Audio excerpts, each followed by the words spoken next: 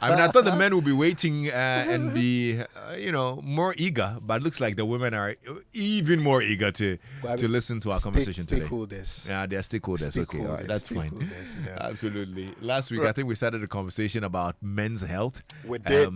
We did some introduction to premature ejaculation. You give us what you call PME, right? PME, premature. Did give us some very interesting information about it, and a lot of men were looking at how we can actually get rid of that and probably get back on our feet. Right.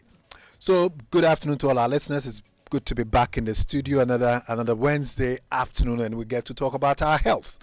And Kwame, as I mentioned, more often than not, the focus is on physical health, and we forget that we have our mental or psychological health, and then there's also social health. So this particular issue about, or that has to do with men's health, but affects the women or affect the couple in general, goes a long way to affect the mental health of the individual.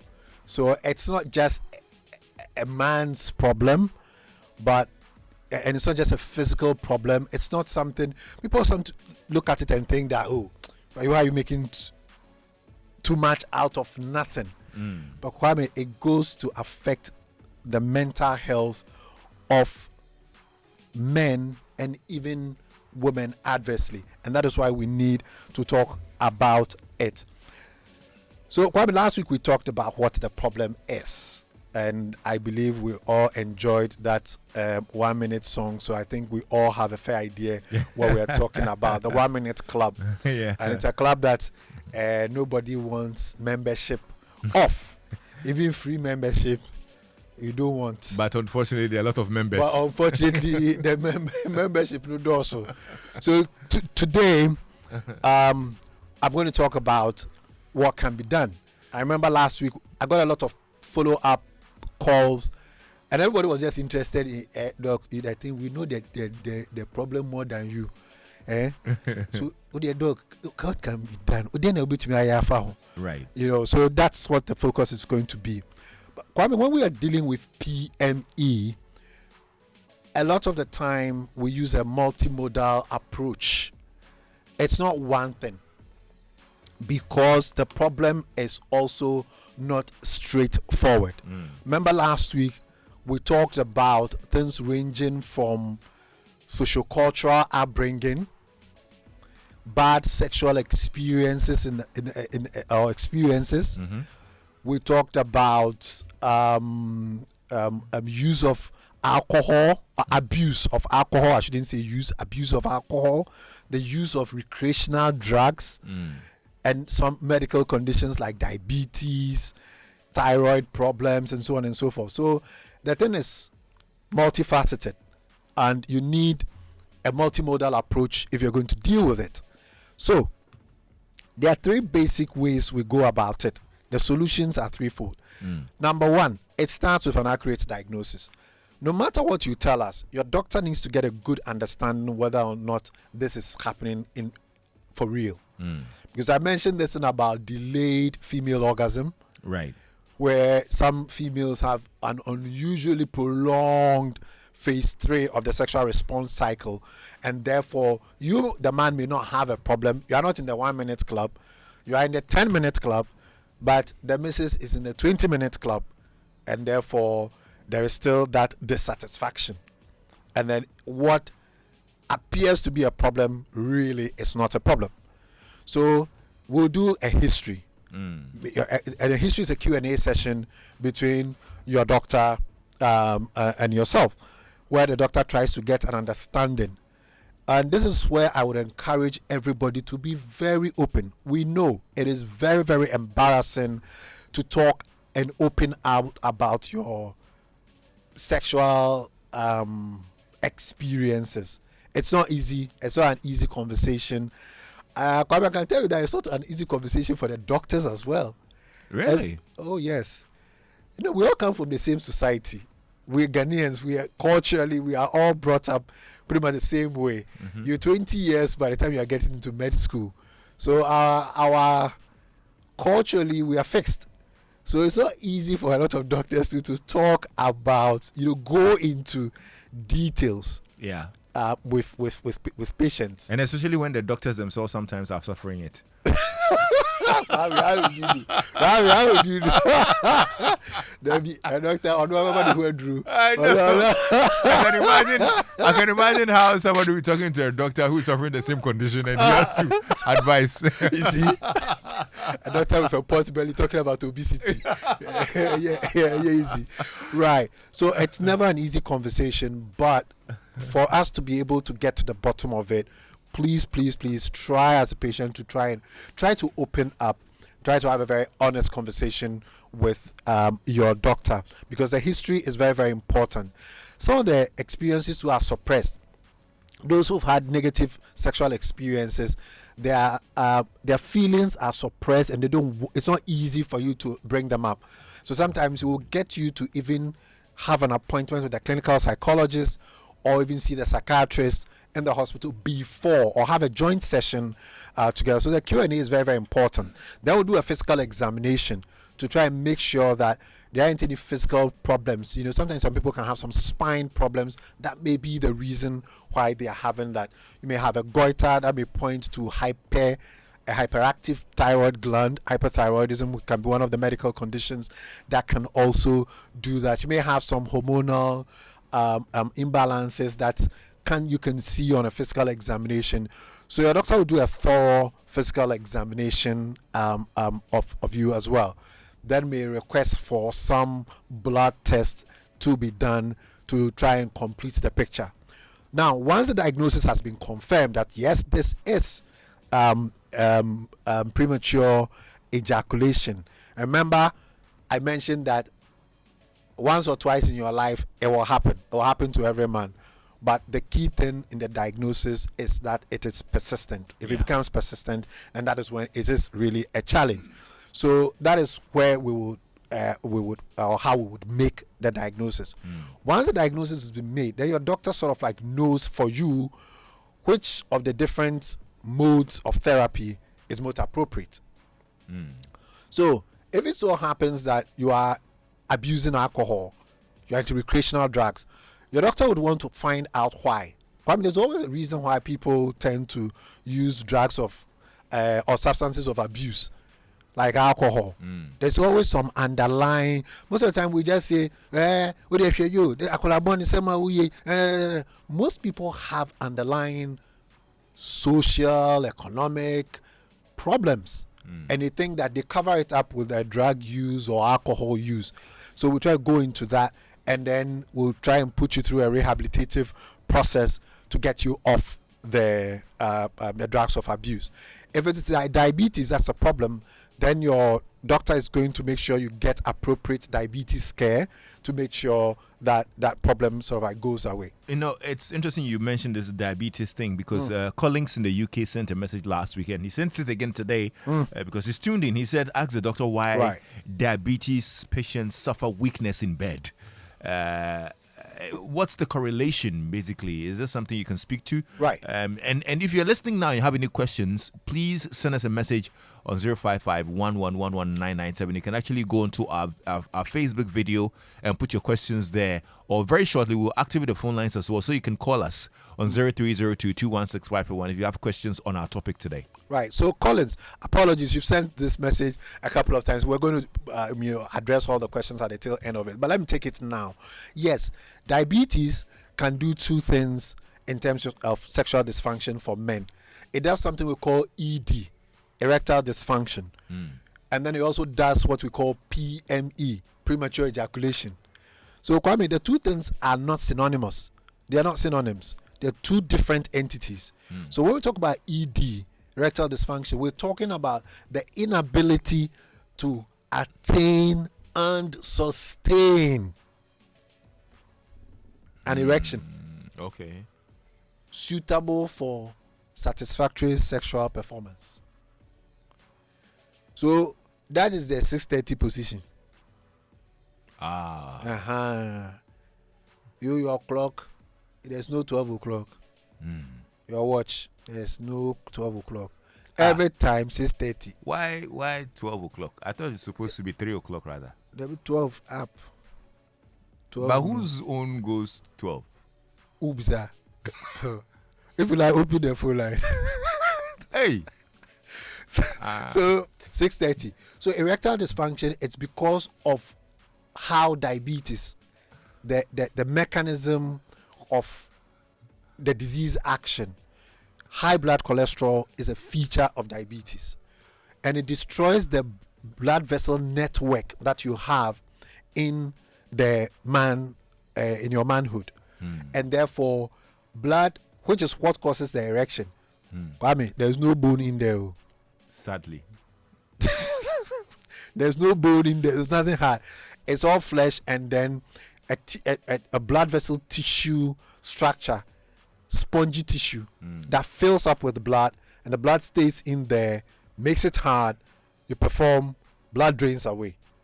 But unfortunately, in diabetics, because of high blood cholesterol, because of glucose attachments in there, there are a lot of leakages that happen, and therefore erectile dysfunction is a major problem in people with diabetes. And then unfortunately, it also causes premature ejaculation because of its effect on nerves as well. And a lot of the ejaculatory reflex is controlled by nerves that are coming from the spinal cord at a certain level. So in terms of diabetes, it's unfortunately a very, very common complaint I get at my diabetes clinic. So I run the metabolic clinic, diabetes cholesterol clinic at Medical's Hospital. Okay. And that's one of the commonest complaints I will get from most men with diabetes. So in that case, what do? You take them off the diabetes meds? No, it's not the medicine. It's the condition. It's the condition, the disease condition, the poorly controlled diabetes. So how diabetes destroys the body.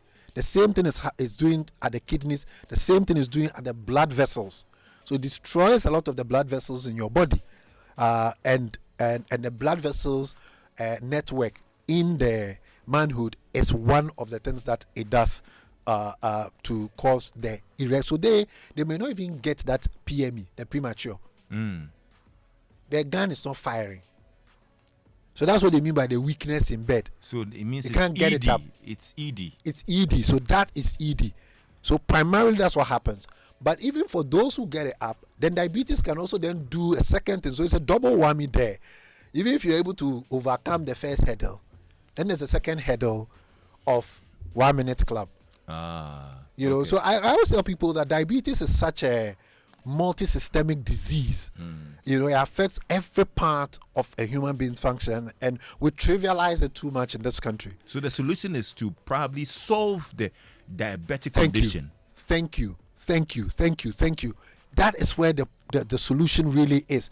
The underlying problem is the diabetes. You have to get good control of it. And then, so people can sometimes they say, doctor should put them on some medication to get them to function. Then when they realize that all I'm doing is talking about their diabetes, some of them get frustrated with me, thinking that I'm not solving their problem. Because for them, no matter how much you tell them, they think you should prescribe some Viagra for them so that they can. But no, you need, as a doctor, my primary responsibility is that I'm a diagnostician. I am that diagnostic machine they put on the car engine. You know, and that's what your doctor is. Once you make a very good diagnosis, the rest is easy. Okay. Treatment is not really a big deal. Right. So, Kwame, the approaches for PME, 3 things. We have the behavioral methods, then we have the psychological methods, and then we have the medicines. So these are the 3 approaches. Your doctor will take one of these 3, or will take 2, or will take all 3. So the behavioral things, we are going to teach you certain things that you can do. That one, you're not taking any drug. So there's something we call start and stop. Start and stop. There's another thing to. You want me to explain? No, we know. Don't worry. I say where they start and stop. Keep going. Right. Number 2, you cannot use. There are some special condoms that we prescribe. They are unusually thick. Yes. You know, sometimes you see some of the adverts. You go to the shop, That's one of the things I like doing. When I go to the shop, then I'll be going through the shelf, passing my hands over. Then all the young women in the shop, then they are looking at me some way. I'm just rolling my hands. I'm just being naughty. It was very difficult, when you started to go into a shop and go and buy a condom. So I just go and fool around, just pretend as if I buy. But you see they've written feather light. Kwame, if you have PME, don't go and do any feather light. Pacho. No, feather. So what? You have to look for the one that they use car tie. Jute sack. Number 3. Come, do you know exercise? Come, this is not the Weekend City Show edition of. It's okay. So let's do exercise. So exercise. Kwame, so I loved it when you do this gym, you work out regularly, tennis, swimming, walk with legs, because Kwame, we can't overstate the importance of exercise in our lives. And it's almost like alcohol. Anytime I talk about any disease condition, I mention alcohol. Yeah. And anytime we talk about solutions to health conditions, we also mention exercise. Yeah. So there are different types of exercises, aerobic exercises. They help to improve your PME symptoms. But we also do particularly the pelvic floor exercises, to strengthen the pelvic floor muscles. So we teach a lot of the women so that they can tighten up that space. But it's also good for the men. The men also have to tighten those muscles in that area. So Kwame, the Kegel exercises is just like when you are peeing and all of a sudden try and stop the urine flow. Right. Yes, you realize that you are having to squeeze some muscles in some area around like you squeeze your butt a bit. That's the pelvic floor exercises. So overall exercising is very good, but specifically you need to work on your pelvic floor exercises. Another behavioral approach is also the Kama Sutra. You have to look at it carefully and then pick certain positions. Certain positions, 1 minute club. 30 seconds. 10 seconds. I know. So, But you see, the ladies should know these things too. Because sometimes you know that part is our weakness. Then you do. Sister, don't turn. I don't do it. So, Kwame, appropriate position. So that's why you have to open. Your doctor wouldn't know. But Kwame, one also important intervention we do is that we say increase the frequency of sex. Some people tell me that, doctor, the thing I'm not performing. Then you say, most people, the reason why they have PME is that the woman is in Kumasi, you are in Accra. She comes once every 2 weeks. So the moment she calls you that she's at circle, just you are too excited. You are almost there. Or you open the door, hug. No. The drive from the station to the house is the foreplay. I'm telling you, So that doesn't help. So increasing the frequency of the thing is very, very good. So that it makes, you see, they say familiarity breeds content. So I heard that if you become unya all the time, and then it slows down some of these things. Okay. So Kwame, these are some of the behavioral interventions that we will put in. Yeah. Then if all these things go away, medicines. Before you get to the medicines, let me activate the phone lines because it's buzzing. Please do. 0302-216-541. If you have any questions, 0302-216-541. Or you can send us a WhatsApp on 055-1111-997. Doc. Right. So I was saying that when all these things fail, or don't work, or we can do a combination of these things, there are also medicines that are prescription only that your doctor can put you on that would also delay it. Kwame, last week I mentioned something, and it's part of the behavioral things. We talk about sleep, lack of sleep. There's a brain chemical called serotonin, and if you don't sleep long enough hours overnight, that's 6 to 8 hours overnight sleep. A lot of the men tell me, me, doctor, all I need is 2 hours sleep or 3 hours sleep, then I'm fine. You are not fine. You will get PME.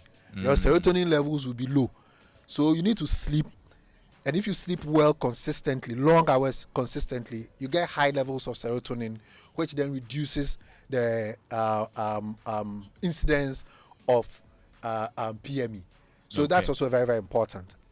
Kwame, aside these two options, we also have what we call psychotherapy sessions. And these are sort of like counseling sessions, or we'll call them, some people like to be very dramatic and call them sex therapy sessions. So here we try and address sexual problems, relationship problems. And a lot of people have that. It's very, very difficult to admit, but there are a lot of incompatible individuals. I like this, you don't like it. Okay. Yeah. And sometimes because of the cultural things, the cultural differences that we have, and so on and so forth. All right. Do you have anybody on the line? Yes, we have somebody on the line. Now remember, if you don't want to disclose your identity because of the nature of the conversation, we understand. Okay, you can call in 0302216541, or if you want to call and ask for a friend, that's okay. Hello. Lexus. Welcome, sir. Lexus, somebody insulted me. Somebody insulted you. Somebody said, I always call Joy FM. He has his question to ask. He refused to ask. He sent the question to me via text that I should ask. Okay. Can you imagine this? We understand. Don't worry. We understand. Please ask for. If he joke, I'll mention his name. No, don't mention his name. We beg. Don't mention his name. You go ahead. Let's hear. What's the question? This is what he's saying. Let me read it. That I should find out from doctor that the early hours of the evening, if he gets on the field, he score like between 5 minutes to 7 minutes. But if he sleeps into the night, somewhere in the morning, 2 to 3 to 4, he can run an hour. Is that a problem? And do he need some kind of therapy? Okay. All right. So, Kwame, I think before we came on air, we talked about something. We didn't get the opportunity to mention it, which is the second try. So, I think our caller just described that second try phenomenon, which is that at the first attempt, it's relatively short. The time to score the goal is short.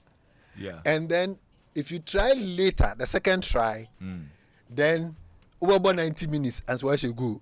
And only injury time go. Like what I don't think that's what he's saying, no. Oh, is that what he's saying?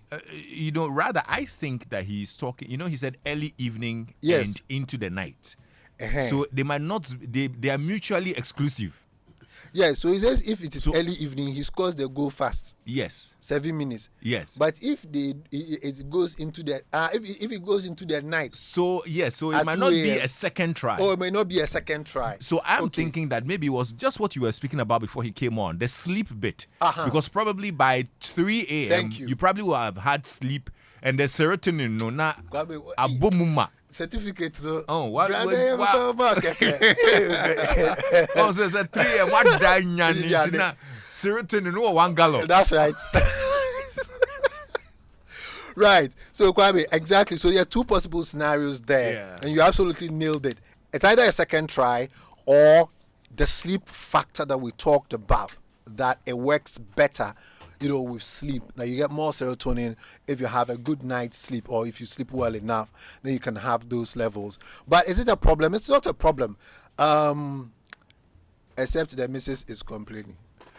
Charlie, that is why Sorry Copra is such a delight. My goodness, Copra. Because that's one, and then it is a different vibe. Yes. Anyway, serotonin. I mean, somebody said, I'm just saying. Somebody said. Sorry, Copra is a very good distance. Was it through a text message? This message here says, hello, Lexus. Is it the same blood that fills the manhood for erecting when you wake up in the morning? Because in the morning, it's always urine. Right.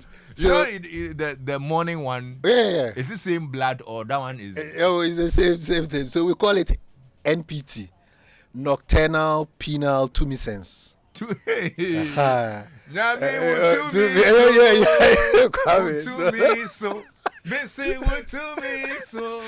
Nocturnal penile tumescence. Nocturnal means night. Okay. Penile with respect to the penis, and then tumescence power. Means so that is a very natural way of getting to know. It happens during dawn and all of it. A bit of blood rushing in there. So it's one way we get to know that the man can really do the job. Doc, please give us your number. We'll continue next week. Right, but before I give the number, let me say hello to Cornelius Jansa Buampong. He's a system developer at Medical's Hospital. They're installing our new electronic health record system. He's a great guy. He works with the HAMS team. All right, our number is 0501 477 340. Same for WhatsApp, 0501 477 340. Dr. Safo is the CEO of Medical's Hospital.